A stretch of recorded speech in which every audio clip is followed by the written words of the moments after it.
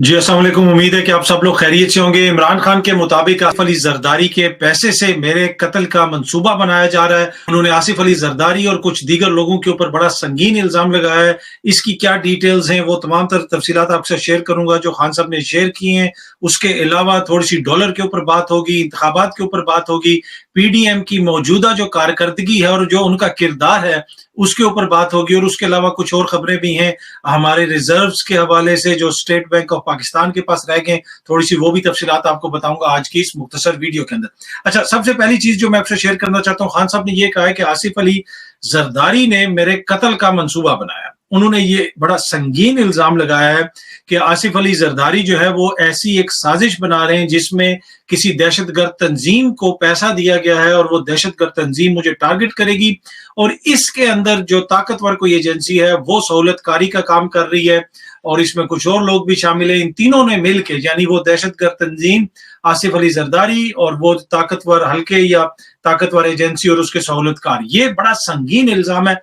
अब खान साहब के पास इसका क्या सबूत है ये तो मुझे नहीं पता, लेकिन ये जिक्र खान साहब बार बार कर चुके हैं और अपनी प्राइवेट मीटिंग्स में भी कर चुके हैं कि इन्होंने मुझे मरवा देना है, ये मेरे कत्ल का मंसूबा बना रहे हैं। और आज जब ये खबर आई, जो पिछली मैंने अपनी वीडियो के अंदर आपके साथ शेयर किया था कि खान साहब की जिंदगी को खतरा है और उनकी सिक्योरिटी वापस ली जा रही है, तो उसी वक्त मुझे पता था कि अब खान साहब इसके ऊपर रिस्पांस देंगे। खान साहब ये समझते हैं कि जो मेरी सिक्योरिटी वगैरह वापस ली जा रही है उसका बुनियादी मकसद ये है कि मुझे आसानी से हिट किया जा सके, मुझे आसानी से टारगेट किया जा सके। आज अपने खिताब के अंदर उन्होंने कहा कि पहले मुझे किसी और तरीके से हिट करने की कोशिश की गई, उसके बाद मुझे किसी और तरीके से एक और सेकंड मंसूबा बनाया गया जिसमें उस शख्स को वो जो मजहबी जुनूनी मुबैना तौर पे तौहीन मजहब के इल्जाम में मुझे मार देगा, मेरे ऊपर झूठा इल्जाम लगा के, और ये कहेंगे जनाब ये देखें कि जी ये कुछ हो गया, ये तो बिल्कुल कोई मजहबी जुनून नहीं था, उसने ये काम किया।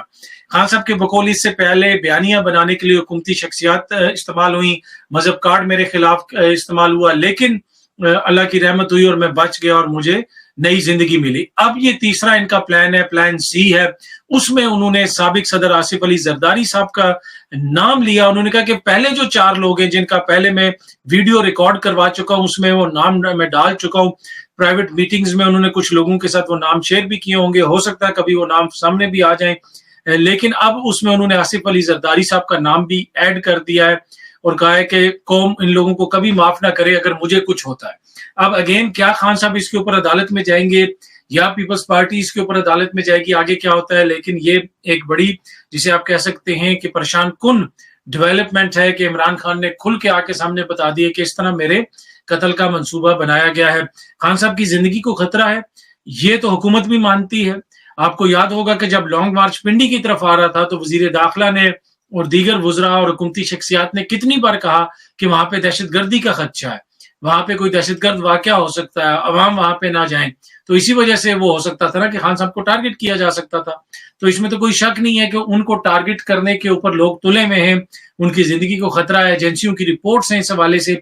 लेकिन खान साहब ने ये जो नया इल्जाम लगा दिया है जिसमें आसिफ अली जरदारी का जिक्र आया, इसलिए कि वो ये कह रहे हैं, उनकी जो पार्टी के जराए वो ये कह रहे हैं कि आसिफ अली जरदारी मुबैना तौर पे उनको खत्म करना चाहते हैं, एलिमिनेट करना चाहते हैं, क्योंकि वो ये समझते हैं और दीगर जो कुछ लोग हैं वो ये समझते हैं कि इसको नायल भी कर दिया, जेल भी भेज दिया, तो फिर भी इसका सहर जो है, जो अवाम के सर पे चढ़ के इस वक्त बोल रहा है, वो टूटेगा नहीं, ये और बड़ा लीडर बन जाएगा। तो इसका वाहिद हल ये है कि इसको मुबैना तौर पे मरवा दिया जाए। अब ये बड़ा संगीन इल्जाम है, जिस तरह मैंने पहले भी अर्ज की, क्या इसको लेके खान साहब अदालत में भी जाएंगे?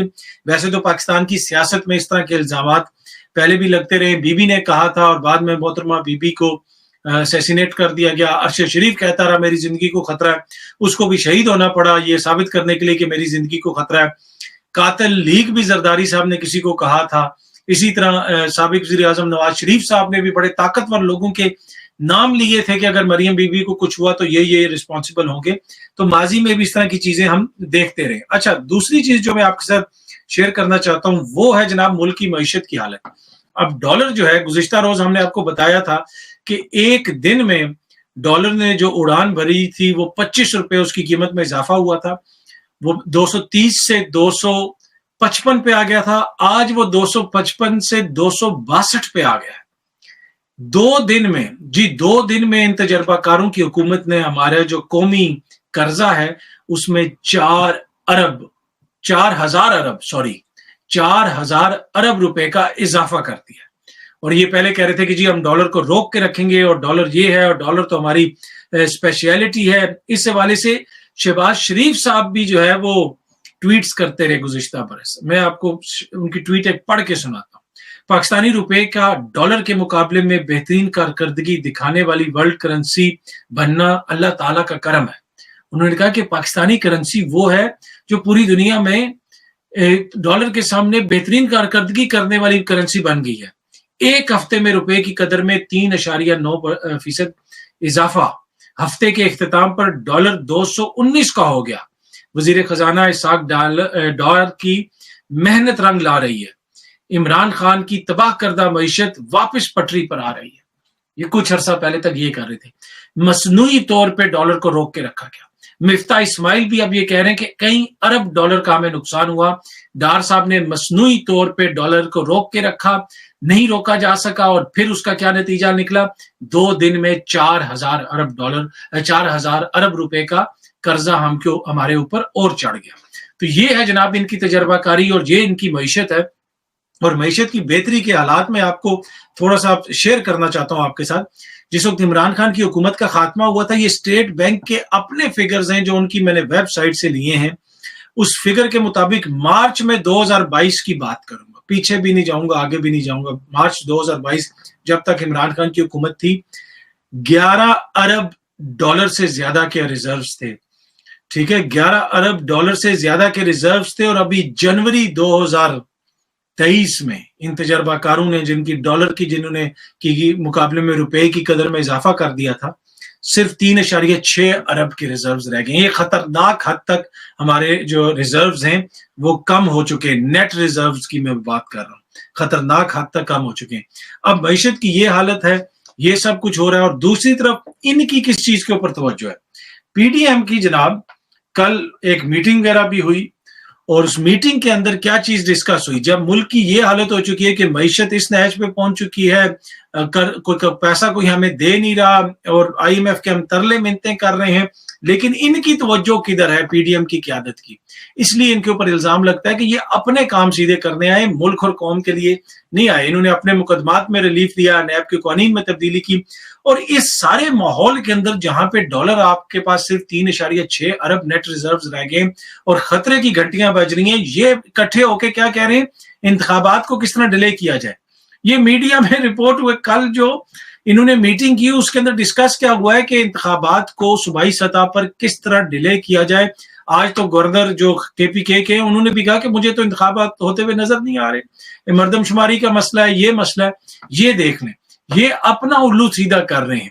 ان کی یہ ساری توجہ اکانومی کی طرف. اور آج ڈار صاحب نے کہیں پہ تقریر کرتے ہوئے کہا ہمارا جو ملک جس طریقے سے بنا, اس کی ترقی کی ذمہ داری جو ہے وہ اللہ تعالیٰ کی ذات پہ ہے, اور وہ انشاءاللہ ترقی دے گی. اور میری بھی یہی خواہش اور دعا ہے کہ ڈار صاحب کی دعا قبول ہو اور اللہ تعالیٰ کی ذات برکت ڈالے اور پاکستان ترقی کرے. لیکن تھوڑی سی ذمہ داری انہوں نے آپ کے کندھے پہ بھی ڈالی, عوام نے اور اوپر والے نے, جو آپ کو اسپیشل طیارے پہ بٹھا کے لایا گیا تھا. تو یہ ترقی آپ لوگوں نے دینی ہے, آپ لوگوں کی محنت ہوگی تو ترقی ملے گی نا. ویسے گھر بیٹھے بیٹھے تو کسی کو کچھ نہیں مل جاتا. تو جتنی محنت آپ لوگ کر رہے ہیں کہ انتخابات کو ڈیلے کرنا ہے, اور اس کے اوپر جو ہے مشورے ہو رہے ہیں, اور معیشت کو کس نہج کے اوپر لے آئیں. اور دوسری طرف جو ہے قومی اسمبلی کے ضمنی انتخابات کروانے کے لیے یہ تیار ہیں 35 سیٹوں کے اوپر مارچ میں, تاکہ جو ہے وہ اسی طرح گیم یہاں پہ پھنسی رہے, اور صوبائی اسمبلی سے یہ بھاگیں گے. اب ہوا کیا ان کے ساتھ؟ ان کے پاؤں کے نیچے سے عمران خان نے رگ کھینچ لی ہے, کارپٹ کھینچ لی ہے, زمین کھینچ لی ہے. یہ بیانیہ یہ بنا رہے تھے کہ جی دیکھیں جی 60% پاکستان پہ تو عمران خان کی حکومت ہے, اور پنجاب میں جو مہنگائی ہے تو وہ پنجاب حکومت ذمہ دار ہے, یہ اور وہ.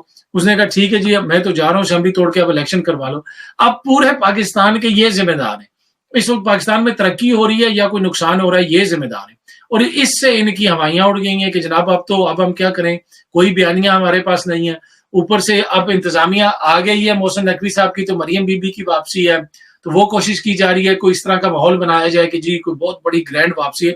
بھائی اس ملک میں جہاں پہ عوام کو فاقے دے دیا آپ نے 9 مہینوں میں, وہاں پہ آپ کی واپسی ہونے سے بھی کیا فرق پڑے گا؟ کیا آپ کے آنے سے کوئی نیا بیانیہ بن جائے گا, کوئی نئی چیز بن جائے گی؟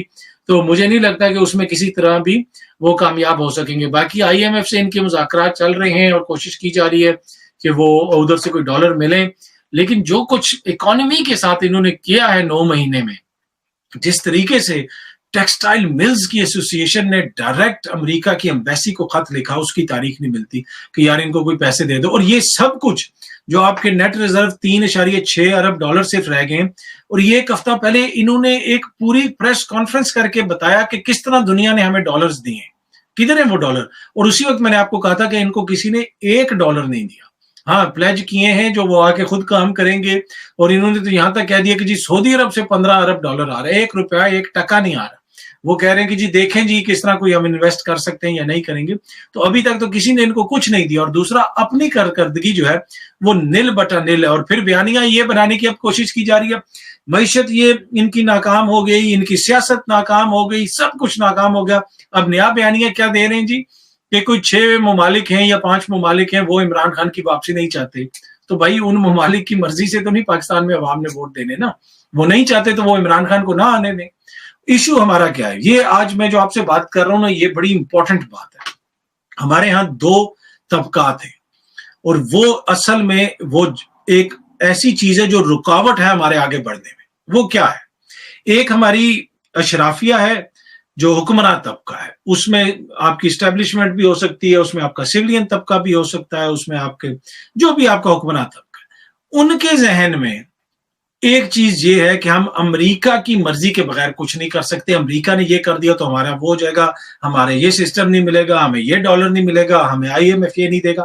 تو وہ امریکہ کی ذہنی غلامی سے نہیں نکل پا رہے. یہ میں آپ کو جینوئنلی بتا رہا ہوں. دوسرا طبقہ وہ ہے جو یہ سمجھتا ہے کہ پاکستان میں جو طاقتور حلقے ہیں یا جو اسٹیبلشمنٹ ہے اس کی مرضی کے بغیر کوئی بھی انتخابی سیاست میں کامیابی نہیں حاصل کر سکتا، عوام کی مرضی سے کچھ نہیں ہوتا. آلدو کہ اسٹیبلشمنٹ بار بار کہہ رہی ہے کہ ہم پیچھے ہٹ گئے، ہمارا کوئی سیاست سے کردار نہیں ہے. لیکن یہ جو دوسرا طبقہ ہے اس میں صحافتی طبقہ بھی ہے، اس میں سیاسی طبقہ بھی ہے. یہ ابھی تک اس کے اندر ہیں کہ جناب جب تک اسٹیبلشمنٹ کی کسی کو گو ہیڈ نہیں ملے گی وہ اگلا وزیر اعظم نہیں بن سکتا.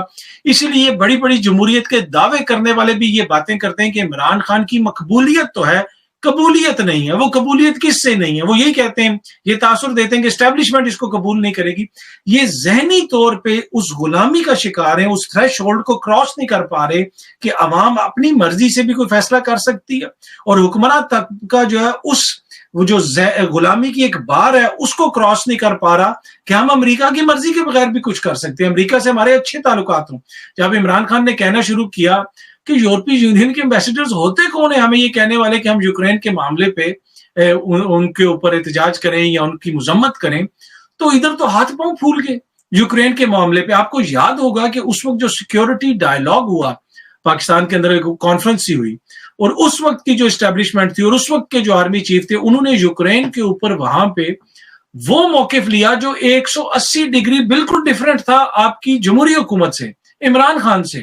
وہاں پہ انہوں نے وہ موقف لیا جو بالکل امریکہ کی مرضی کے مطابق کا موقف تھا کہ جی ہم اس کی مذمت بھی کرتے ہیں، یہ بھی کرتے ہیں. اگین وہی سوچ کہ کہیں امریکہ ہم سے ناراض نہ ہو جائے. تو بھائی اب وہ اسٹیبلشمنٹ بھی چلی گئی، اب عمران خان کی حکومت بھی چلی گئی اور اسٹیبلشمنٹ بھی سیاست سے پیچھے ہو گئی. وہ خود بار بار کہہ رہے ہیں تو بھائی اس تھریش ہولڈ سے نکلیں، عوام کو فیصلے کرنے دیں، چاہے وہ آپ کے حق میں کریں، عمران صاحب کے حق میں کریں، کسی اور کے حق میں کریں. آج خان صاحب کے حق میں کریں گے، پرسوں کسی اور کے حق میں کریں گے. تو جب تک یہ غلامی کا تھریش ہولڈ آپ کراس نہیں کریں گے نا، یہ اس بار کو نکلیں. اچھا بہت سارے میں سینئر صحافیوں کو دیکھتا ہوں بیٹھے ہوتے ہیں، وہ کہتے ہیں نہیں یہ نہیں ہو سکتا جب تک ان کی مرضی نہیں ہوگی. تو میں کہتا ہوں یہ وہ لوگ ہیں جو صبح سے شام تک جمہوریت کی بات کرتے ہیں پر غلامی ذہن میں ایسی پھنسی ہوئی ہے، یہ اس سے نکل ہی نہیں پا رہے کہ امریکہ یا اسٹیبلشمنٹ کی مرضی کے بغیر بھی کچھ ہوگا. آلدو کہ وہ امریکہ کہتا ہے جی ہمارا کوئی تعلق نہیں، اسٹیبلشمنٹ کہتی ہے ہمارا کوئی تعلق نہیں، یہ کہتے ہیں نہیں جی نہیں ان کی مرضی کے بغیر نہیں ہو سکتا. تو یہ وہ غلامی ہے جو عرصہ دراز سے ذہن کے اندر بھری ہوئی ہے، جو نکل نہیں پا رہی. اور اس غلامی کے ہوتے ہوئے اس غلامانہ ذہنیت کے سامنے جب عمران خان نے ایبسولوٹلی نوٹ کہا، جب کہا کہ تم ہوتے کون ہو ہمیں کہنے والے کہ ہم یوکرین کو جو اس کی مذمت کریں، تو ادھر کپ کپی تاری ہوگی پوری سسٹم کو. اس لیے سسٹم کو جو ہے یہ شخص قابل قبول نہیں. اور اب یہ بیانیہ بنایا جا رہا ہے کہ 5-6 طاقتور ملک ہیں, تو بھائی ہوں گے طاقتور, آپ اپنی طاقت بنا لینا. یا تو آپ کہہ دیں کہ ہماری کوئی طاقت نہیں ہے اور ہم اسی طرح کے جو کہے گا ہم وہی کریں گے, تو پھر کھل کے غلامی کریں, اس کا کوئی فائدہ نہیں. ہم سے کہیں کہ ہم آپ کی جو ہے سیٹلائٹ اسٹیٹ ہیں, آپ یہاں انویسٹ کریں, ہمارے جو ہے دفاع بھی آپ دیکھیں, یہ بھی آپ دیکھیں, وہ بھی آپ دیکھیں, پھر تو ٹھیک ہے. اتنی بڑی ہماری فوج ہے, اتنا بڑا ہمارا ملک ہے, اتنی بڑی ہماری آبادی ہے, تو اس کے مطابق بہیو تو کریں. اور دنیا آپ سے دوستی کرنا چاہتی ہے, آپ دنیا سے لڑائی نہ کریں, دوستی کریں, سب سے اچھے تعلقات کریں. لیکن غلامی کرنا ضروری ہے کہ جو ان کو دیکھیں ایسے دانت کھول لیں اور جناب وہ خوشامد کرنا شروع کر دیں اور جناب ہر چیز میں. تو یہ اس غلامانہ سوچ سے جب تک ہم باہر نہیں نکلیں گے تو مجھے وہ نہیں لگتا کہ ہم کچھ اچیو کر سکیں گے. پر عوام نے یہ سوچ پھینک دی ہے پیچھے, عوام نے یہ زنجیر توڑ دی ہے جو ان کو سمجھ نہیں آ رہی, اور اسی وجہ سے یہ الیکشنز میں نہیں جا رہے. عوام نے وہ زنجیر امریکہ والی غلامی والی یا کسی اور, وہ یہ نہیں سمجھتے کہ جناب کسی کی مرضی کے بغیر ہم یہ اچیو نہیں کر سکتے. عوام اب یہ سمجھتے ہیں کہ ہم اپنے ووٹ کی طاقت سے تبدیلی لا سکتے ہیں, میاں صاحب کو الیکٹ کرا سکتے ہیں, زرداری صاحب کو کر سکتے ہیں, عمران صاحب کو کر سکتے ہیں, امریکہ کی مرضی کے بغیر کر سکتے ہیں, اسٹیبلشمنٹ کی مرضی کے بغیر کر سکتے ہیں. تو وہ یہ سوچ رہے ہیں, وہ تو اس جگہ پہ پہنچ چکے ہیں. لیکن جب تک یہ ہمارا جو حکمراں طبقہ ہے, جب تک ان کی سوچ اس طرح ڈیولپ نہیں ہوگی تو یہ مسائل حل نہیں ہوں گے. امید ہے کہ یہ ویڈیو آپ کو پسند آئی ہوگی. بہت جلدی آپ سے دوبارہ ملاقات ہوگی. بہت بہت شکریہ. Thank you so much.